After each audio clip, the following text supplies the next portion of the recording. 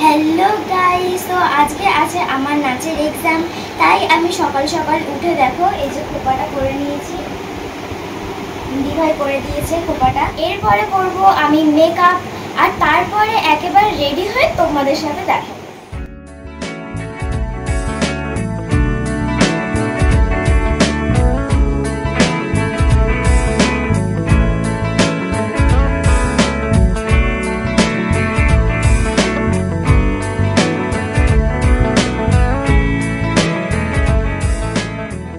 মুখের মেকআপটা ফাইনালি হয়ে গেছে। আমার চুল এবার ভালোই বড় হয়ে গেছিল, তাই ফলস চুল লাগেনি, জাস্ট বান লাগিয়ে দিদিভাই খোপা করে দিয়েছে। সো ফাইনালি আমি রেডি হয়ে গেছি। আর কেমন লাগছে অবশ্যই কিন্তু জানিও। আচ্ছা চলো, অনেক লেট হয়ে গেছে, ঠিক আছে, তো চলো যাওয়া যাক। আমাকে আর দিদিভাইকে বাবা স্কুটিতে করে দিয়ে আসবে। ওই মিনিট 15 লাগবে যেতে। নাচের এক্সামটা ছিল হাবড়ায়, সেই মতো আমরা বেরিয়ে পড়েছি যাতে ঠিকঠাক টাইম মতো পৌঁছাতে পারি। ওখানে পৌঁছে দেখলাম সবাই এখনো এসে পারেনি। ওখানে ওই যে স্যার ম্যামরা আছেন, আর পিঙ্ক শাড়ি পরে দাঁড়িয়ে আছেন, উনি আমার নাচের ম্যাম। এক্সাম শুরু হওয়ার আগে উত্তরীয় ও ফুলের তোড়া দিয়ে স্যারকে সংবর্ধনা জানানো হচ্ছিল। আর যে ফুলের তোড়াটা দিচ্ছে এখন পিঙ্ক কুর্তি পরে ওই যে আমার দিদি ভাই। তারপর আমাদের এক্সাম শুরু হয়ে গেছিল।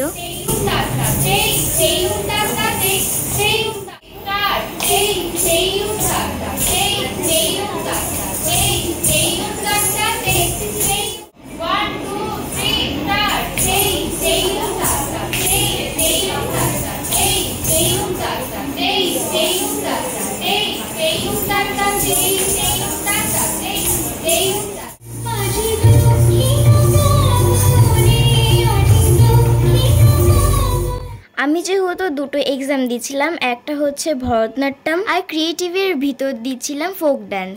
ফার্স্ট এক্সাম হয়ে যাওয়ার পরে আমি পরের এক্সামের জন্য রেডি হয়ে গেলাম। টিফিনে দিয়েছিল চিপস, কেক, বিস্কুট। চিপসটা খেয়ে ফেলেছিলাম তাই তোলা হয়নি, আর ছিল ফ্রুটি। আমার নাচটা একটু পরে হবে, তাই বসে বসে বাকিদের নাচ দেখছিলাম। কিছুক্ষণ পর আমার সিরিয়াল চলে আসলো।